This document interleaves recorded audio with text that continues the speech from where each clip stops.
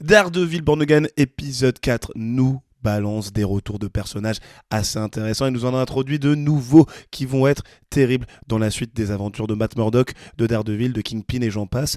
Donc on va analyser tout ça, on va critiquer, on va expliquer certains événements qui se sont déroulés dans cet épisode et j'espère donc que vous êtes bien accrochés car on est parti pour l'univers de Daredevil, du Kingpin et du Punisher. Let's go!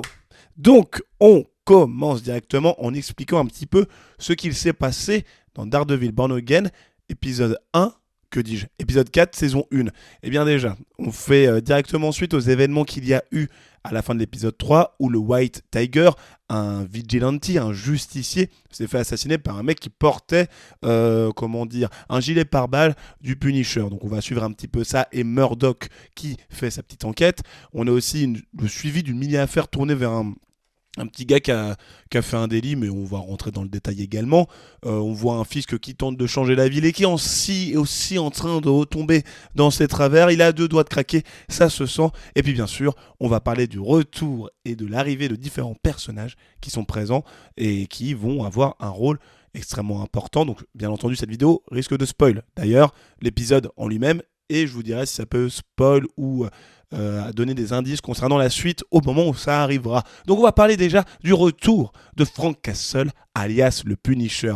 Frank Castle sous les traits, interprété par Jon Bernthal. On ne l'avait pas vu depuis du coup la série Punisher, sortie avec le dernier épisode en 2018 ou 2019. Je ne sais plus, 2018 ou 2019, l'un des deux, mais en tout cas, qu'est-ce que ça fait plaisir de revoir Frank Castle, de revoir un petit Frank Castle qui est là, barbu et prêt à agir, prêt à faire couler du sang, quoi. Il est là, on sent qu'il est prêt et ça fait vraiment plaisir.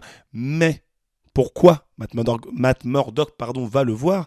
Eh bien c'est tout simplement parce que, comme je l'ai dit, il enquêtait sur l'assassinat du White Tiger et il a réussi à retrouver la douille qui est sortie du pistolet lorsque, justement, ce copycat du Punisher, et je vais vous expliquer ça juste après, a utilisé pour tuer justement le White Tiger. Et donc Daredevil va le voir directement et va lui dire il y a un gars qui se fait passer pour toi, qui a utilisé qui a utilisé une balle avec ton insigne et il faudrait que tu m'aides. Et donc ça a donné suite, ça nous a donné, on va dire, la confrontation, je pense, psychologique de la saison, parce qu'elle était super, mais vraiment super intéressante et super cool. On a senti une tension entre Jon Bernthal et Charlie Cox, ou du moins les personnages qu'ils interprètent, Frank Castle et Matt Murdock respectivement, qui étaient, on va le dire, palpables. Parce que, on le rappelle, Matt Murdock, dans la série actuellement, il est en mode, je laisse mon costume de côté, je passe que par la justice officielle, et je ne remets plus jamais mon petit costume de Daredevil. Sauf que Frank Castle, le Punisher, il est plus là en mode, mais mec, en fait, t'es en train de me baratiner, t'es en train de te cacher derrière un truc, tu n'acceptes pas qui tu es, et du coup, tu vas à contrario de ce que tu penses. Donc, il le met face à ses démons, il le met face à ses problèmes, et il lui dit même, ce problème-là vient du fait que t'as pas accepté la mort de Foggy, et t'arrives pas à passer outre. Et le problème, c'est qu'il enferme un peu Foggy en lui, j'ai l'impression, la petite voix de Foggy qui pourrait le pousser à aller défoncer des gens et prodiguer la justice, sans forcément tuer, mais au moins d'être présent pour pouvoir aider les gens. Et là-dessus, on voit vraiment un Matt Murdock qui s'effondre psychologiquement, qui craque, qui pleure, qui met des coups. Ça fait plaisir de voir que Frank Castle puisse faire son retour de cette manière, et qu'en plus, ce soit pour remettre à sa place Matt Murdock, afin qu'il ouvre enfin les yeux par rapport à sa situation. Et ça peut être aussi intéressant, ça peut être aussi, j'espère, une justification à tout ce que fait Matt Murdock en tant qu'avocat, parce que là actuellement, c'est un autre petit point, Matt Murdock, je sais pas pour vous, mais j'ai l'impression qu'il fait que des erreurs. Enfin, dans cette saison, c'est le mauvais avocat par excellence.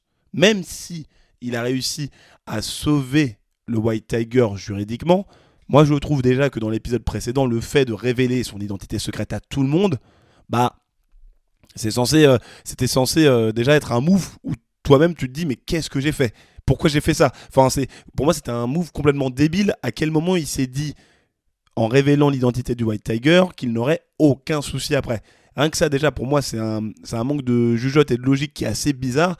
Ou encore, quand il défend le gars qui a volé des pop-corn, je trouve que sa confrontation avec ce dernier, quand il lui dit oui c'est bon, t'as que 10 jours je sais plus si c'est 10 jours ou 2 semaines de prison et après tu peux sortir, le mec il est là en mode mais tu t'es pas mis à ma place, moi quand je vais en prison pour des petits délits comme ça, que t'essaies de rebondir, que t'essaies de choper de la nourriture avariée ou je sais pas quoi dans les poubelles, quand je vais en prison en plus, j'ai plus mes aides, j'ai plus rien en fait, tu te rends pas compte de la galère dans laquelle je suis.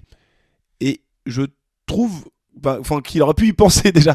Il aurait pu y penser, Matt Murdock, il aurait pu être en mode attends, mais avant de balancer que des dingueries comme je l'ai fait dans cet épisode, j'aurais peut-être dû réfléchir un petit peu et me dire bah non, en fait, ce qu'il dit, c'est pertinent ou juste me mettre à sa place après. Bon, pour le cas de ce mec-là, on va pas oublier non plus que le mec, il est insupportable. Hein. Il a commencé à le clasher parce qu'il était aveugle. Et il n'arrêtait pas de se moquer de lui. Donc autant dire que pour avoir de l'empathie pour un gars comme ça, c'est plutôt complexe. Ça, on peut pas lui enlever. Mais ça n'enlève rien au fait que actuellement, Matt Murdock en tant qu'avocat, c'est erreur sur erreur sur erreur. Vous me direz ce que vous en pensez dans les commentaires. Et donc justement, je pense que Franck, en le challengeant par rapport à ça, en challengeant son mode de pensée, ça va lui remettre les idées en place. Il va enfin se dire, bon, désormais, je vais prendre les bonnes actions. Parce que là, c'est soit Matt Murdock, il est totalement flouté, il a totalement de la brume ou du brouillard devant lui dans son esprit, qui fait qu'il n'arrive pas à prendre les bonnes décisions, ou c'est un problème d'écriture. Je suis pas scénariste de série, je ne vais pas me permettre de critiquer ce métier, mais je trouve qu'en termes de logique, par rapport à ce qu'il nous a présenté, comment il a été présenté Matt Murdock dans les saisons précédentes, ça pose un réel problème. Autre point, très intéressant, et ça j'ai kiffé, on voit enfin le grand méchant de la saison normalement, qui s'appelle Muse, et en costume direct. Donc vous avez vu son style qui fait très peur. Il a un bonnet, un masque blanc, des larmes de sang on dirait, ou de la peinture je ne sais pas. Mais c'est assez intéressant comment il a été introduit de manière, j'allais dire pas du tout subtile, dans le sens où il y a un cut sur une autre scène, et on le retrouve au niveau d'une gare avec le corps d'un mec assommé, qu'il transporte du coup jusqu'à son repère, comme on le voit à la fin de l'épisode, et il décide de se servir du corps du mec, qui n'est pas mort d'ailleurs, pour lui pomper son sang. Horrible. Avec derrière, normalement, si j'ai bien fait attention, des corps qui sont empalés, qui sont... Enfin, pas empalés, mais qui sont pendus avec une lame qui leur est plantée dans le corps, si je dis pas n'importe quoi. Donc c'est un peu comme ça qu'il fait dans les comics, si j'ai bien compris. Et ça nous montre déjà, ça nous tease un méchant qui va être terrifiant, et quand on va voir sa confrontation avec Daredevil, ça va être terrible. Après bon, dans une partie prochaine de la vidéo, je vous présenterai un peu le futur et le pourquoi il a piqué le son au petit mec là, parce que c'est assez glauque a priori. Et quand je vais vous expliquer ça, je pense que vous allez vous retourner sur votre siège. Peut-être, vous me direz. Ce que j'ai bien aimé aussi avec cet épisode, et aussi il y a un moment où il va falloir que je me penche un peu sur les gros problèmes de cet épisode, au-delà du fait qu'il était assez moyen, c'est qu'ils ont décidé quand même de balancer encore des connexions présentes et futures avec le MCU au global. Parce que Daredevil s'inscrit dans l'univers Marvel large, dans le sens où il est dans le même univers que Spider-Man de Tom Holland, que du coup Hulk, She-Hulk, enfin vous avez vu la série et tout, et là il continue de balancer des petits indices concernant le futur. Déjà, on a la nièce d'Hector Ayala, qui était la petite qui était lui, le White Tiger, et en nous présentant sa nièce, donc là, peut-être attention spoiler, par rapport au futur de la nièce d'Hector Ayala, dans le sens où, au début de l'épisode, Matt... Oula, excusez-moi, j'ai ma voix qui part en cacahuète, je suis en train de perdre ma voix. 1, 2, test, let's go, on est reparti. C'est-à-dire que je reprends, Matt, il va récupérer les affaires d'Hector pour les remettre au final à sa nièce, et dans les affaires d'Hector, donc costume du White Tiger, il y a aussi l'amulette, et cette amulette donne les pouvoirs du White Tiger, justement, du tigre blanc. Et normalement, dans les comics, la nièce d'Hector Ayala devient la deuxième White Tiger. Donc on peut s'attendre à ce qu'elle reprenne le flambeau de son oncle, et qu'elle devienne à un moment, parce que il y a pas de, c'est même pas des rumeurs, mais aussi quoique c'est plus des rumeurs, mais on sait que ça va arriver, il y aura un projet Young Avengers avec un groupe de jeunes héros. D'ailleurs, projet Young Avengers qui va changer pour devenir le projet Champion. Mais en gros, c'est vraiment réunion de petits jeunes qu'on a remarqué un petit peu partout dans le MCU. On avait déjà vu Hawkeye, Miss Marvel, on a Wiccan aussi, le fils de la sorcière rouge, et plein d'autres personnages qui vont créer leur petite team. Et on peut s'attendre à ce que la White Tiger, la nouvelle, puisse rejoindre cette équipe après avoir agi déjà de son côté, peut-être dans la série Daredevil Born Again ou dans d'autres shows. Au-delà de ça, comment il s'appelle, le gars qui, j'ai pas le nom du gars d'ailleurs, je sais pas pourquoi je cherche son prénom, mais celui qui a volé les boîtes de céréales, eh bien il a fait une référence au Skrull. Et là aussi ça montre une connexion directe. Au-delà du fait que ça montre une connexion directe avec le MCU global, ça montre une connexion directe avec Secret Invasion. Parce que les Skrulls, on le rappelle, ce sont des personnages qui ont été introduits dans Captain Marvel, le film de 2019, et les Skrulls, c'est une espèce alien qui change de forme. Et ces derniers, dans la série Secret Invasion, il a été montré que, en fait, ils avaient infiltré la planète depuis très longtemps, et qu'en gros, il y a une chasse à l'homme une chasse aux Skrulls qui s'est déclenchée sous les commandements du dernier président des États-Unis. Pas le président des États-Unis, Thunderbolt Ross, interprété par Harrison Ford, mais par l'ancien président. Et donc, en balançant cette référence, eh bien, ça montre bien, encore une fois, que Secret Invasion s'est déroulé, même si c'était l'une des séries, selon moi, l'une des pires séries l'une des pires séries de tout le MCU. Sachant qu'il y avait beaucoup de concurrence, avec en plus il y avait Nick Fury et tout, mais bref, c'était vraiment n'importe quoi. Et en balançant du coup cette info sur les Skrulls, ça montre qu'ils ont quand même décidé de garder cette intrigue et non pas de la ranger au placard. Voilà. Et autre information assez cool, donc là c'est plus un détail caché qu'autre chose, c'est le délire avec Bullseye, donc interprété par Wilson Bentel, si je ne me trompe pas, ou son autre nom en tant que personnage dans la série qui est Benjamin Poindexter, eh bien, il donne enfin le Punisher le nom de Bullseye. Il l'appelle par ce nom-là. Et c'est important parce qu'on n'avait jamais eu, sauf si vous me trouvez un moment où on l'appelle comme ça, mais on n'a jamais eu de moment où on l'a appelé Bullseye. Et donc ça veut dire qu'il a embrasé une autre identité, et qu'il est enfin déclaré comme étant le Bullseye. Et je trouve ça quand même assez intéressant, et je me permettais de le relever. Maintenant, concernant l'ambiance générale de l'épisode et ce qu'il se passe, moi je trouve qu'on est sur une ambiance quand même assez longuette. Pourquoi ?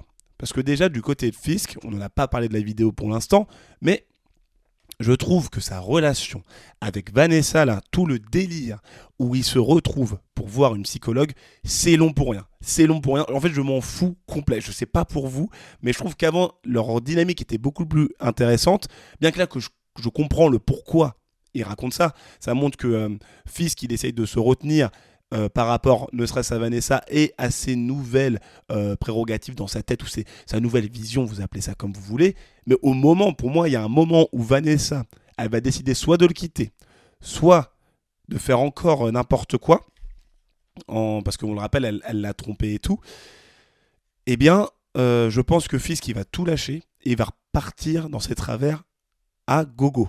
Un peu comme ce qui se passe avec Matt Murdock, qui lui, suite à la conversation avec le Punisher, est à 2 doigts de craquer et de redevenir le Daredevil. Et on sait que ça va arriver, parce que bon, voilà, il n'y a pas de surprise par rapport à ça, et s'il n'y a pas Daredevil au cours de la saison, les gens vont péter un câble, ou du moins, s'il ne revient pas par rapport au premier épisode. Et donc Fisk, on sait que, voilà, il est quand même là, en mode j'essaie de changer la ville, j'essaie de faire des actions, on le retient, mais en même temps, à côté, il y a le délire où il retient Adam, donc Adam, le mec avec qui a couché a priori Vanessa, et il y a tout ce délire où on est sur une ligne fine, où à tout moment ça peut craquer. Mais est-ce que ça nécessite d'étendre l'intrigue Vanessa Fisk aussi longtemps, ou du moins l'intrigue Vanessa Fisk chez la psy aussi longtemps. Moi, je pense que non. Au-delà de ça, après, oui, il y avait ça qui était assez problématique. Pour le reste, je trouvais que l'épisode, au global, il se passait pas grand-chose malgré les interactions de Matt Murdock avec Frank Castle, qui, au final, je crois que c'est peut-être 5 minutes max, ou l'introduction de Muse, mais là aussi, donc le méchant, c'est même pas 2 minutes. Je trouvais globalement que le rythme était pas foufou, et ça ne m'a pas tout pris, si je puis me permettre. En tout cas, la relation entre Fisk, autre point positif quand même, entre Fisk et le jeune, là je crois qu'il s'appelle Daniel, elle est assez cool aussi à mettre en évidence. On sent vraiment que, j'ai l'impression que Fisk se retrouve dans le petit jeune, et j'espère qu'il va bien évoluer, bien que je m'attends à ce qu'il évolue en mode mini Kingpin, mini Kaïd, et qu'il commence à prendre des décisions assez brutales et assez dures. À voir ce que ça va donner pour lui dans l'avenir. Mais d'ailleurs, il est temps de s'intéresser à l'après. Parce que dans mes notes, il y a écrit « Oula, je fais bouger mon petit micro. » Est-ce que le après, qu'est-ce qui risque d'arriver dans les prochains épisodes ? Avant tout, on va avoir, je pense, bientôt, la confrontation entre Muse et Daredevil. Ça va être sanglant, ça va être puissant. On l'a vu dans le trailer, ça va se taper, ça va péter un câble. Donc Daredevil Matt Murdock qui va réenfiler le costume de Daredevil. Ça, je l'attends de ouf. J'attends aussi que le Punisher mette son costume, se rase un petit peu et aille défoncer des mecs. On attend ça aussi. À voir. Un Fisk, c'est sûr qu'il va commencer à se lâcher et qui va revenir dans ses travers, parce que il y a un moment d'ailleurs dans le trailer où on le voit balancer un double coup de poing sur quelqu'un, et j'ai l'impression que c'est l'endroit où il se retrouvait avec le petit Adam. Donc je pense que le Adam là, comment il s'appelle, le gars avec qui Vanessa a fait n'importe quoi, eh bien il va se faire défoncer par le Kingpin quand il va finalement craquer, ou que Vanessa va décider de le quitter. À voir. En tout cas, ça annonce potentiellement des choses intéressantes. J'espère que le rythme sera plus important dans le prochain épisode, et qu'on va kiffer du début à la fin. En tout cas, si vous voulez vous intéresser à d'autres sujets autour d'Invincible ou de Marvel, je vous mets des vidéos juste ici, n'hésitez pas à cliquer. C'était Ludo du Ludoverse, je te dis à la prochaine, abonne-toi, salut!